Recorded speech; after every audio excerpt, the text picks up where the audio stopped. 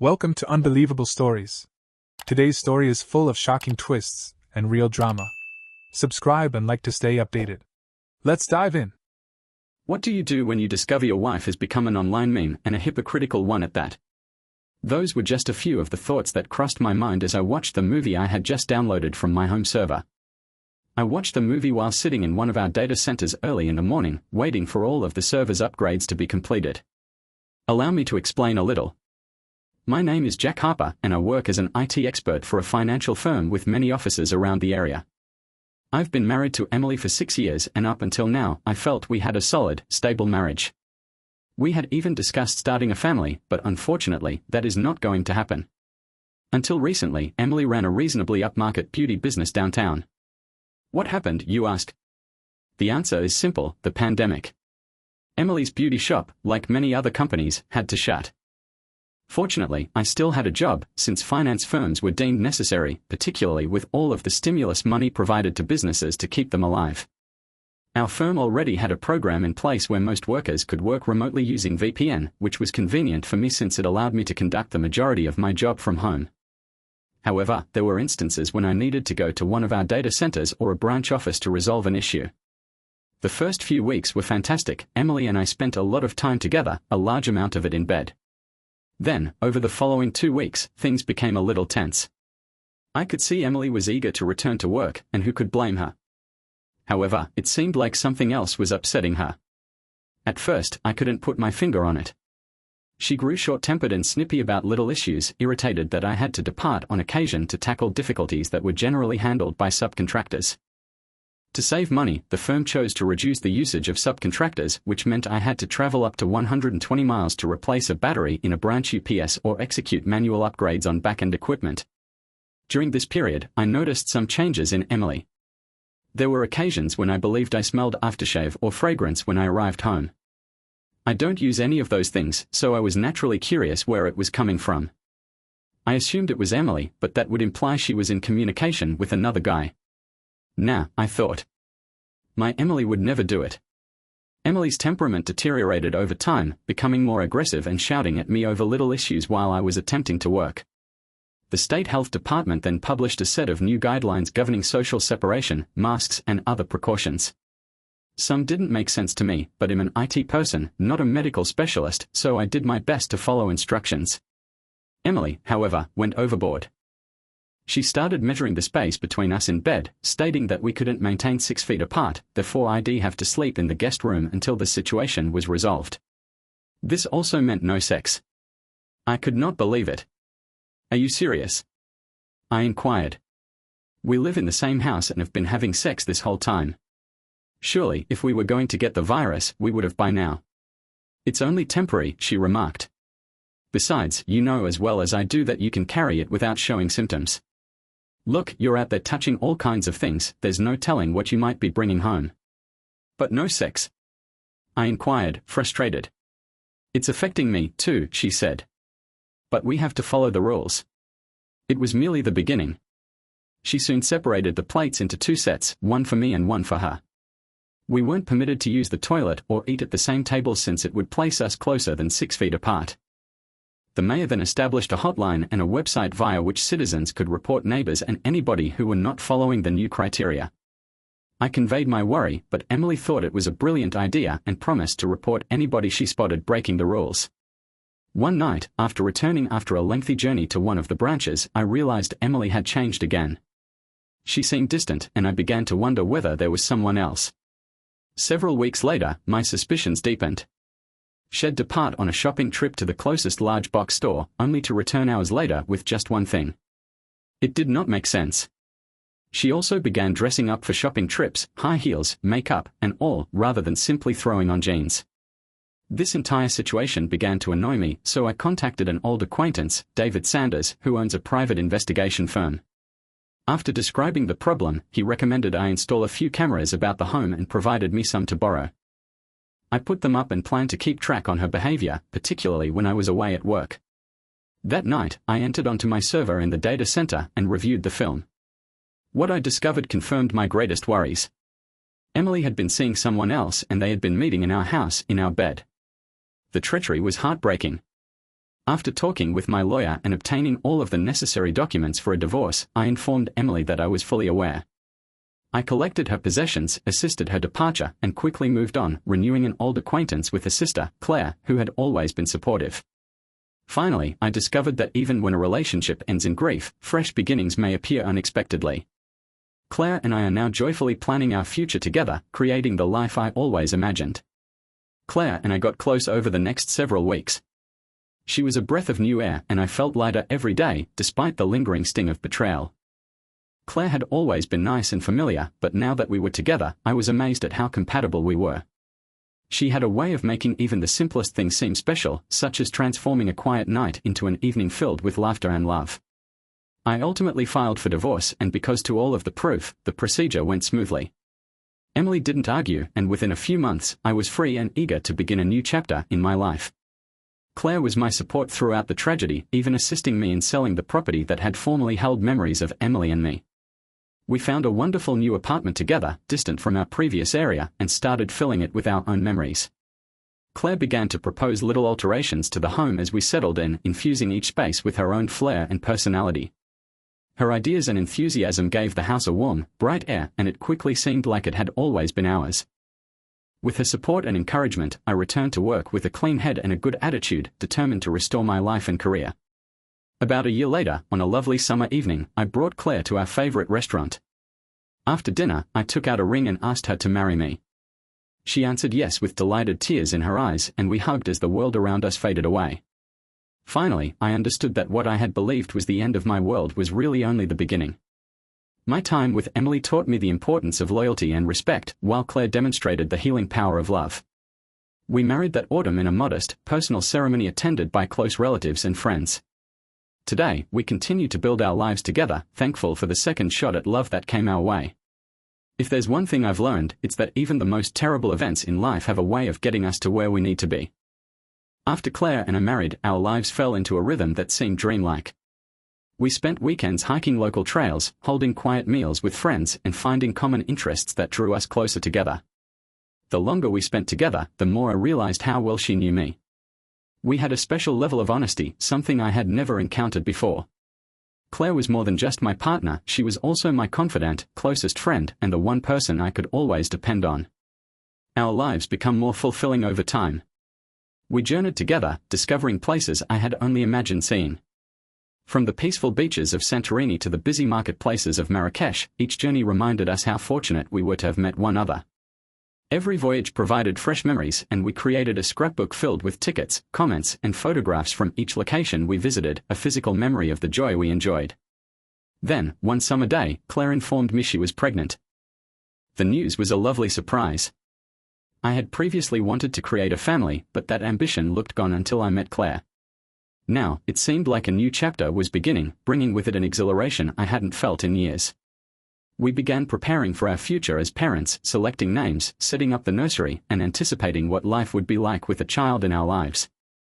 The months passed quickly, and our son, Max, was born. The feeling of holding him in my arms for the first time was beyond words. Claire and I both burst into tears, overcome by our feelings of love for this little creature. Max brought a tremendous brightness into our lives, and seeing Claire as a mother further strengthened my feelings for her. She was gentle, kind, and nurturing, and watching her with Max rekindled my love for her. Parenthood was not always easy, but we faced each restless night and tear with a feeling of community. Claire and I relied on one another throughout it all, and as Max developed, so did our family's relationship. We spent weekends at the park, holidays with relatives, and even had our first family vacation when Max was 2 years old, a peaceful beach excursion where we spent our days making sandcastles and playing in the waves. Looking back, I was amazed at how drastically my life had changed. What seemed to be the end of everything was really the beginning of a fresh and magnificent adventure. I was thankful for every twist and turn that had brought me here, for every adversity that had cleared the path for this delight. Every morning, I wake up next to Claire, who brings laughter and love into my life, and Max, who has taught me the joys of parenthood. Life is about more than simply the times that break us, it also includes the moments that heal us. And in Claire and Max, I discovered both healing and great happiness, which I had never idea was possible. If I could provide one bit of advice to someone going through heartbreak, it would be to cling on. There are better days ahead, sometimes beyond what we can fathom. As Max grew, so did our family's happiness and the lovely moments that made up each day. Claire and I managed motherhood together, supporting one another through each milestone. Our nights were filled with bedtime readings, kitchen dance parties, and laughter that echoed down the hallways. Max's presence gave a great layer of depth to our relationship, bringing out the best in each of us as we learned to balance work and parenting while still making time to nourish one another. Years went swiftly, and Max was ready to begin school. Dropping him off on his first day was heartbreaking, knowing he was entering a world that would broaden his knowledge and heart beyond our little family. Claire's smile showed joy and nostalgia as we both realized our baby was growing up. It was a heartbreaking reminder that life's moments, large and little, are transient and should be appreciated. As Max excelled in school, Claire and I worked hard to strike a balance that would enable us to pursue our own interests while still growing together. We both developed hobbies. Claire took up photography, documenting moments from our life in photographs that now adorn our walls, while I began carpentry, constructing furniture for our house and toys for Maximum. These activities allowed us to express ourselves independently while also connecting, enjoying one another's works and supporting one another to follow our interests. Claire proposed a family vacation to the mountains one winter, something she had always wanted to do. We rented a cabin and spent a week outside in the snow, teaching Max how to sled, creating snowmen, and enjoying hot chocolate by the fire. Claire and I would sit on the porch at night, covered in blankets, watching the sky and having peaceful moments that reminded us of all we had gone through to be here. As Max approached adolescence, we experienced additional obstacles, but they only strengthened our bond as a family. Claire and I stayed dedicated to promoting open communication, not just with each other, but also with Maximum. He felt he could speak to us about anything, and his openness fostered the trust and intimacy that I had always desired in my family. Claire and I have celebrated innumerable anniversaries throughout the years, always remembering the road that brought us together. Every milestone provided as a reminder of our perseverance and the love that grew as a result of those trials. We'd giggle as we reflected on the early days of our relationship, remembering how swiftly and wonderfully our lives had changed since that trying time. Then, one evening, as we sat on our porch, now overlooking a garden full of flowers Claire had planted, she looked to me and remarked, "I feel like I've lived a lifetime in this love. And I wouldn't change a single second of it." I grabbed her palm, knowing precisely what she meant. Our path together had been one of healing, development, and amazing love. We had created a meaningful existence by choosing to trust, forgive, and open our hearts to new experiences. As we get older, I look forward to each new chapter because I know we'll tackle whatever comes next together. Life taught me that, even after suffering, love is always available, sometimes in more exquisite ways than we can fathom. And with Claire at my side, I know I'm right where I'm supposed to be. As the years passed, living with Claire and Max only increased my respect for the family we had built together. Max quickly joined high school, succeeding intellectually and athletically, a reflection of his tenacity and generosity, attributes he undoubtedly acquired from his mother. One of my happiest moments was seeing him grow into a self-assured, kind young man.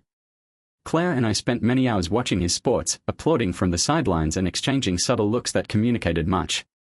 We were both really proud of him, not just for his accomplishments, but also for who he was becoming.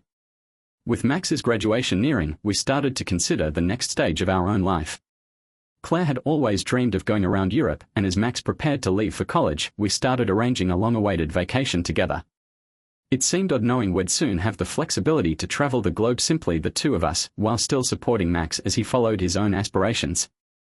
Claire and I spent the weeks preceding up to our vacation transforming our house into a location Max would always want to return to.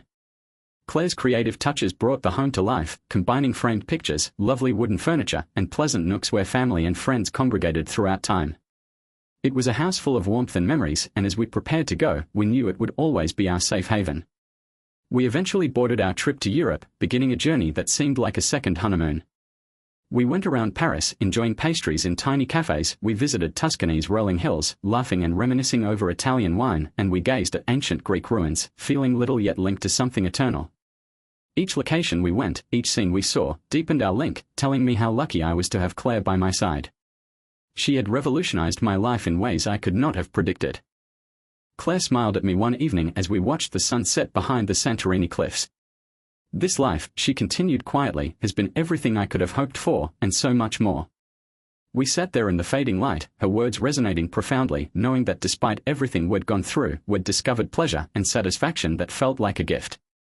When we got back home, it seemed like life had gone full circle. We had withstood the storms, treasured the good moments, and now, when we returned to our house, we were ready to face whatever the future contained. We enjoyed our regular routines, gardening, volunteering, and hosting family gatherings. Our house became a center of activity, with Max, who is now flourishing in college, bringing friends and joining us for family meals during breaks. As the years passed, our lives became quieter, but it was lovely. Claire and I would sit on our porch, hands interlaced, watching the seasons change and reflecting on the life we had created, the people we had loved, and the experiences we had enjoyed. Our love had matured, softened, and deepened with time, like the worn pages of a treasured book. We celebrated our 25th wedding anniversary on a cold day, surrounded by family and friends. My heart overflowed with appreciation as I glanced around the room full of people we cared about.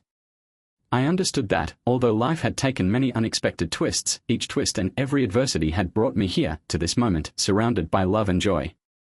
Finally, I realized that pleasure is found not in the absence of suffering, but in the resilience that enables us to rise again, love passionately, and accept life in all of its complexities.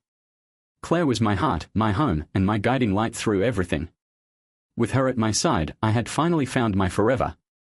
And as I stood by her that day, watching her laugh with our family, I realized that, no matter what came next, we had lived a life full of love, significance, and tremendous happiness together.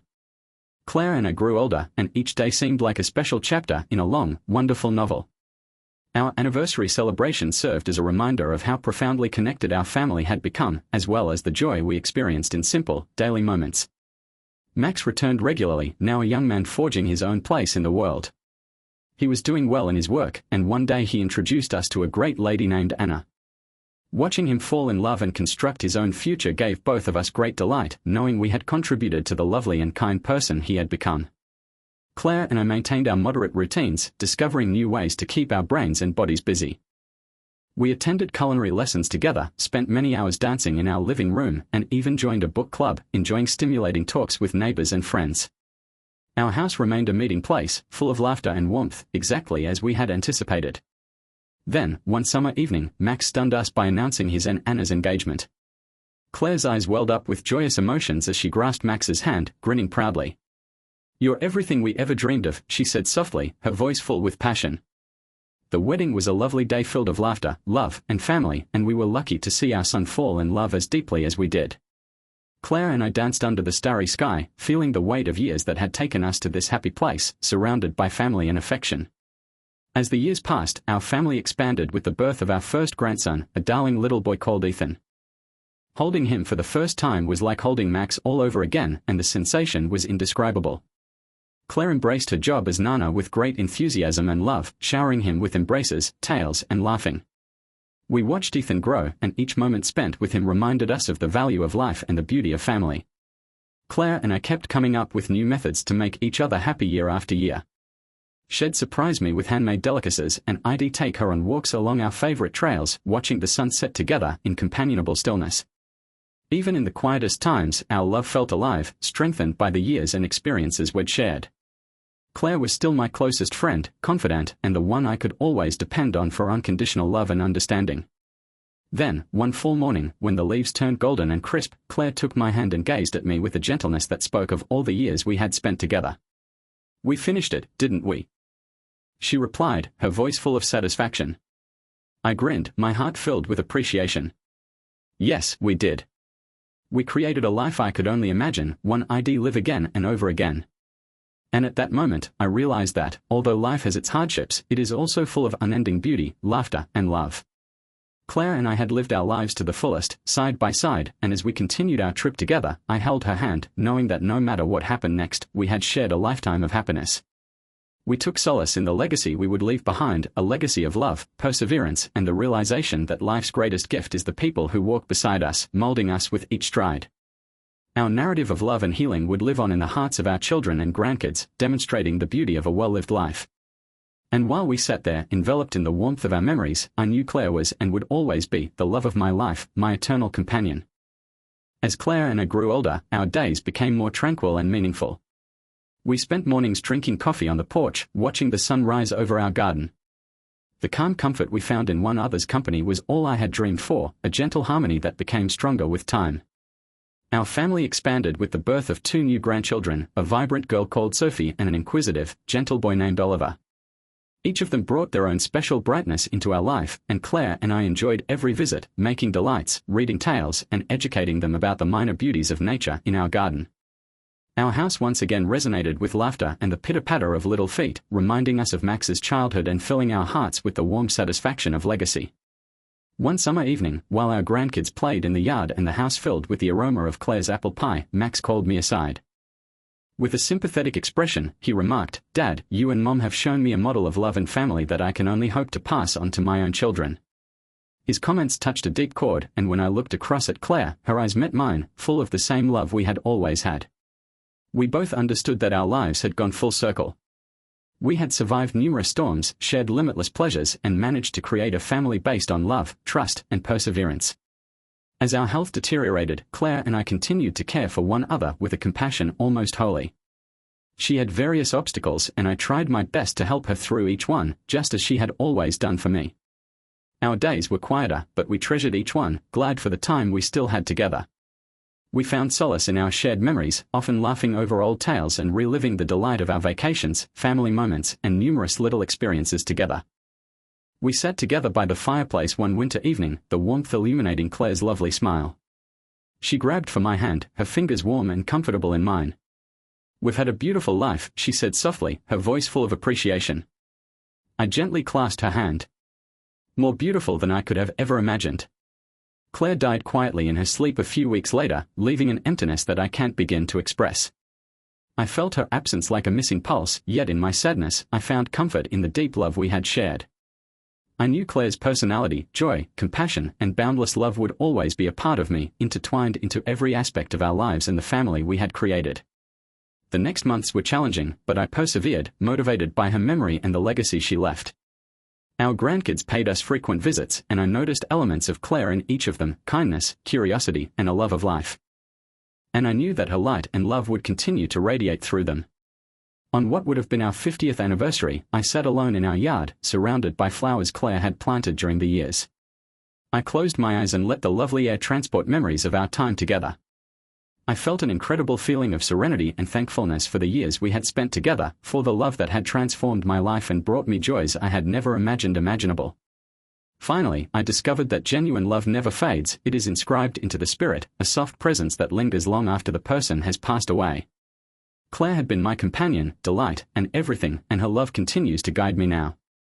And so I went on, taking her memory with me, knowing that in every sunset, every giggle of our grandkids, and every peaceful moment, Claire was still with me, her love as solid and lasting as ever, a love that had really weathered the test of time. After Claire died, I committed my days to preserving the memories we had made together. I spent mornings in our garden, caring to the flowers Mom had previously carefully maintained. Each flower and petal was a reminder of her presence, her appreciation for beauty, and her kind nature. Our family, particularly Max and the grandchildren, were a constant source of delight and comfort. They came often, filling the home with laughter, joy, and the same warmth that Claire and I had developed over the years. As the seasons changed, I found myself telling tales about Claire to Sophie, Oliver, and young Ethan. They listened with wide eyes, eager to hear about their Nana, the experiences we had, the places we visited, and all the tiny oddities that defined her. They would frequently beg for just one more story, and I was pleased to comply, knowing that in those stories, Claire's memory would live on, not just in my heart but also in theirs. One day, Max urged me to move closer to him and his family. He was concerned about my being alone, but I comforted him, saying that our house contained too many important memories to leave behind. Nonetheless, I vowed to visit often, and he and Anna made sure the grandkids spent many weekends with me. They enjoyed the tales, customs, and even the minor rituals Claire and I had created over the years, such as creating her wonderful apple pie and singing old songs around the fireplace. As the years passed, I got slower, yet the rhythm of life continued to offer me delight. I became a fixture at family gatherings, birthdays, graduations, and holiday festivities, always there to see my family's growth and support them at every stage. Watching Max with his own children gave me a deep feeling of pride and calm. I saw Claire's warmth in him, her generosity in the way he looked after others, and her laughter in the delight he provided to his own family. On peaceful evenings, I'd sit on our porch, covered in a blanket, overlooking the garden. Sometimes I could almost feel Claire's presence beside me, as if she was still sitting with me, hand in hand, enjoying the simple beauty of the life we had created together. On such evenings, the stars overhead looked brighter, as if they contained our shared memories, each with a glimpse of the love we had shared. As I entered my 90s, I realized my time was coming to an end, and I accepted it with calm. I had lived a long and wonderful life, enhanced by love, family, and Claire's teachings on silent resilience. My family was aware of my intentions that, when the time came, I wanted to be put to rest close to Claire, in the area we had both adored for so many years. The day I died was a lovely, sunny spring day, and the air was filled with the perfume of blooms Claire had previously planted. Max and his family came to say farewell, exchanging memories and laughing as they remembered the life I'd led and the legacy Claire and I had left. They understood that, even though I was no longer physically there, my soul, like Claire's, was woven into the fabric of their lives. Together, we had created something enduring and true, a family founded on love, resilience, and the quiet strength that takes us through life's greatest pleasures and darkest disappointments. Claire and I may have passed away, but our love, ideals, and memories will live on in the hearts of people we care about. Our family carried on the spirit of who we were, passing it down through generations, leaving a legacy of love that would last long after we were gone. So Claire and I were never actually gone. Our love had taken root, flowering in the lives we touched, the memories we made, and the abiding warmth that would be handed down from generation to generation, a love that would, in fact, endure forever. After my death, our family continued to grow and prosper, passing on the love and ideals Claire and I established in them. Max took on the position of family patriarch, which he accepted with calm strength and kindness, always remembering the teachings we taught him. As Dad raised his children and finally received his own grandkids, he told tales of Claire and me, the humor, adventures, struggles, and successes that marked our life. Sophie, Oliver, and Ethan grew up to be wonderful individuals, each with their own individuality but united by a common heritage of generosity, perseverance, and love. They often talked about their Nana and Grandpa, telling their children about their trips to our house, time spent in the garden, calm afternoons on the porch, and the numerous stories I had told over the years. Our house, which Max retained as a family getaway, became a treasured gathering place for future generations, a reminder of the roots we had planted and the love that would endure. Claire's well-maintained garden became a focal point of family gatherings, blossoming year after year with the flowers she had painstakingly planted.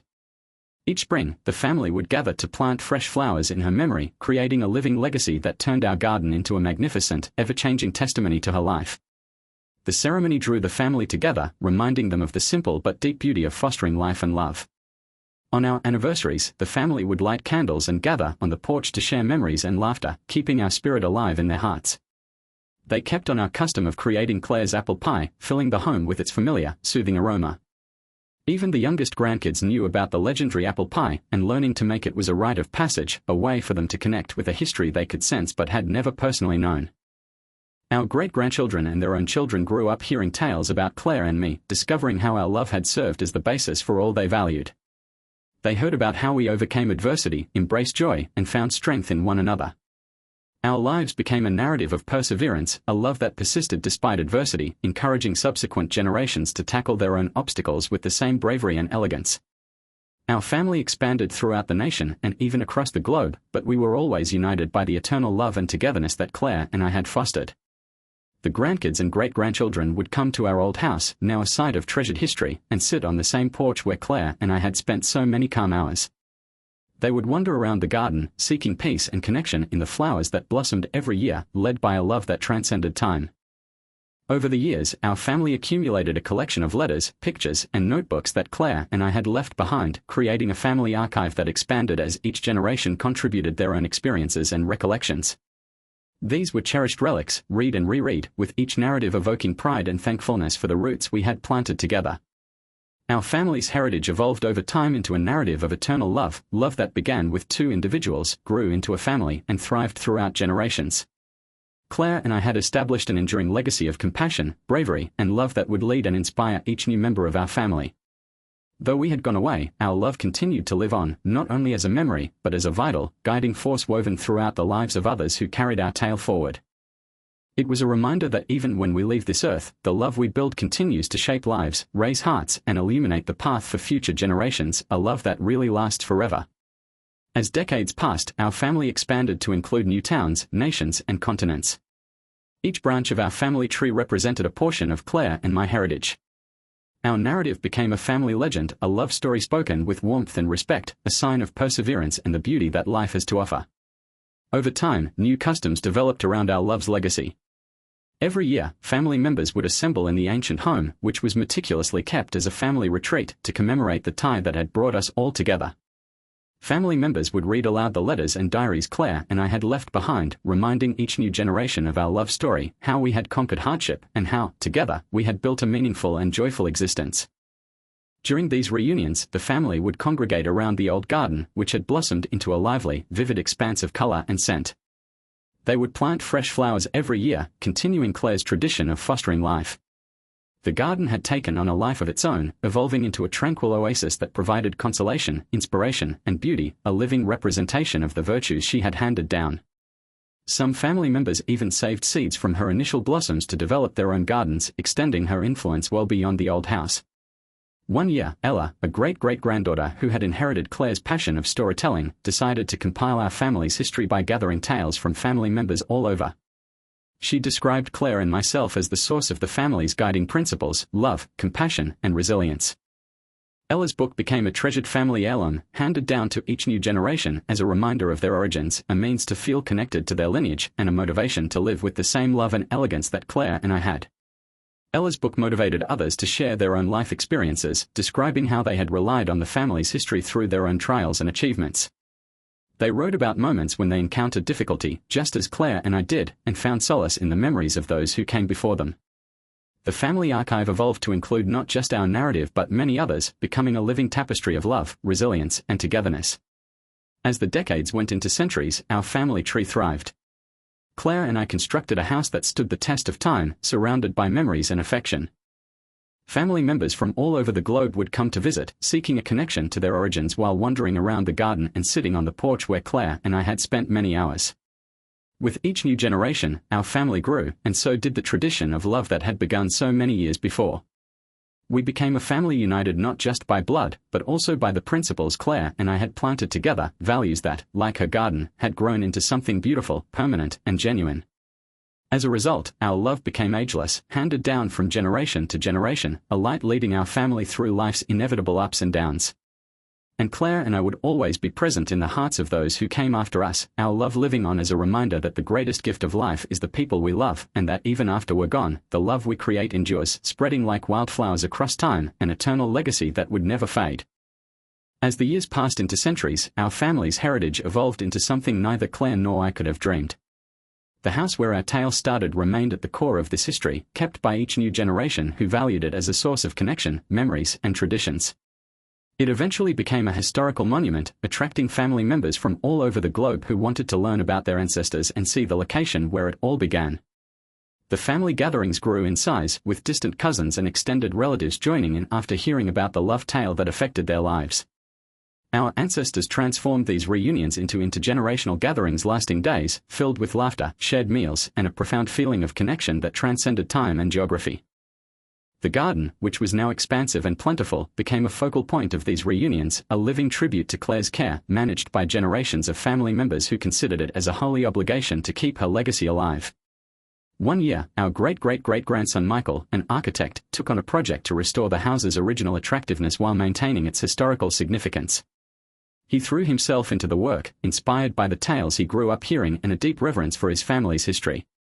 When he finished the restoration, the mansion stood proudly, a combination of legacy and renewal, ready to greet future generations. Michael subsequently said that he felt Claire and I were there with him every step of the way, guiding his hands and motivating his heart. With each generation, our narrative evolved from a family legend to a guiding beacon. Claire's apple pie recipe, slightly tweaked by each generation, remained on family tables, and the pie came to represent togetherness and comfort. The family collection, which is full with tales of tenacity, love, and persistence, has grown to include memories, letters, and diaries dating back generations.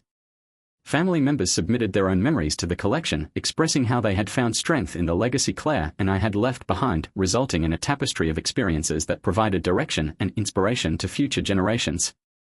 Then, as a monument to the power of memory and love, our family decided to create a foundation in Claire's name to fund topics she cared about, such as environmental protection, community assistance, and the arts.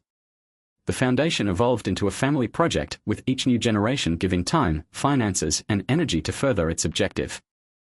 Claire's generosity and compassion continued to have an influence on innumerable lives outside of our family, with her love and legacy reaching out to individuals all around.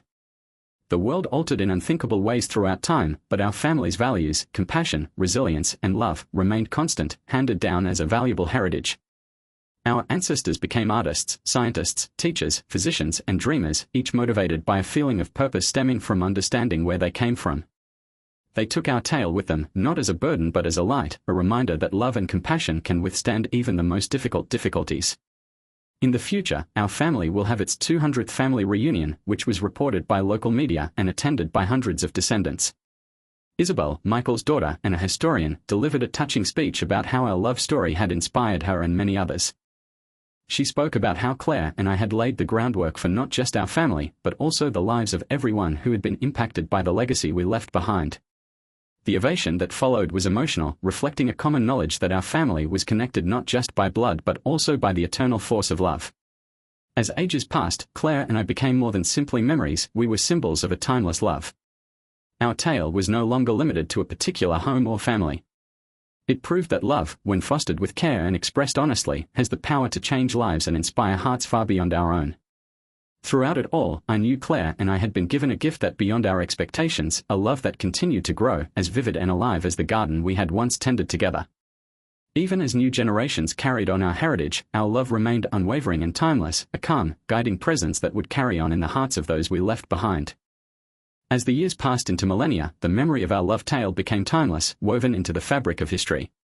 Our family, now a wide network of people united by similar principles and lasting love, has continued to remember Claire and my narrative as both a personal legacy and a global lesson of perseverance and compassion. The family retreat, our cherished home, became a pilgrimage site not just for our descendants but also for others all over the world who had heard our narrative. The little, treasured home became known as the Harper Heritage Home ***, an institution committed to preserving and honoring the ideals Claire and I instilled. Visitors would stroll the same garden walks, stand on the porch where Claire and I had shared so many memories, and read passages from our letters, comforted by the love and wisdom that had characterized our lives. Over time, the Harper Heritage House Foundation grew, adding a library, a museum, and even a botanical garden inspired by Claire's original garden. Scholars and tourists alike marveled at the history kept inside, and each flower planted symbolized her caring spirit, a bit of her heart handed down through generations. People would frequently leave notes, postcards, or tiny trinkets in the garden to connect with the timeless love tale. One very significant milestone occurred when Michael's great-granddaughter, Lena, a filmmaker, created a documentary on our family's history. The film, titled ****, Blooming Forever, The Harper Legacy of Love, ****, was an immediate hit. It told the world our tale, depicting not just Claire and my love, but also how that love inspired generations and touched countless lives. The documentary included testimonials from family members who were inspired by our history, each explaining how they overcame adversity or found pleasure through the strength of family relationships. The video was aired globally, and individuals from all over the world began writing to the foundation, describing how our tale had changed their lives and revived their confidence in love and perseverance. As the centuries passed, some descendants authored books, gave talks, and even founded charities and organizations inspired by the Harper heritage. Our family became recognized for its compassion, dedication to the community, and strong conviction in the power of kindness. Our house became a hub for study, introspection, and inspiration for anybody seeking shelter or advice. Every year during the family reunion, descendants gathered in the garden to rejoice and plant fresh flowers. They would read from a collection of tales Claire and I had left behind, and someone from each generation would talk about how we had influenced their life. The meetings were no longer only for family, individuals from all walks of life came together, captivated by our story's global message. The anniversary of our wedding has even become known as ***Bloom Day, ***, a day when people celebrate love, resilience, and compassion by planting flowers in their own communities, bringing our legacy to life in gardens and green places throughout the globe. Eventually, the Harper Heritage House was designated a cultural monument and maintained as a testament of love and perseverance. School groups and tourists would come, led by descendants who would tell the tale of our love, describing how it had provided strength, healing, and inspiration for decades. People found calm inside those walls, a reminder that love is an enduring force in an ever-changing world. So, even though Claire and I were no longer physically present, our love endured, woven into many hearts and lives. We had joined something bigger than ourselves, a legacy of love that crossed countries, languages, and cultures, giving hope to everybody who heard our tale. In the end, Claire and I left more than just memories, we left a living witness to the power of love, a lesson that genuine love endures. Our narrative was no longer simply a family legacy, but a worldwide symbol of perseverance and compassion, encouraging many people to respect their loved ones, live with kindness, and trust in the eternal beauty of life's most basic and deep gift, love. As a result, the garden continued to flourish, just as Claire and I had hoped, a timeless testimony to a love that would remain forever. Thank you for viewing this timeless love tale. What legacy do you intend to leave? Please share your thoughts in the comments section, and remember to like, share, and subscribe.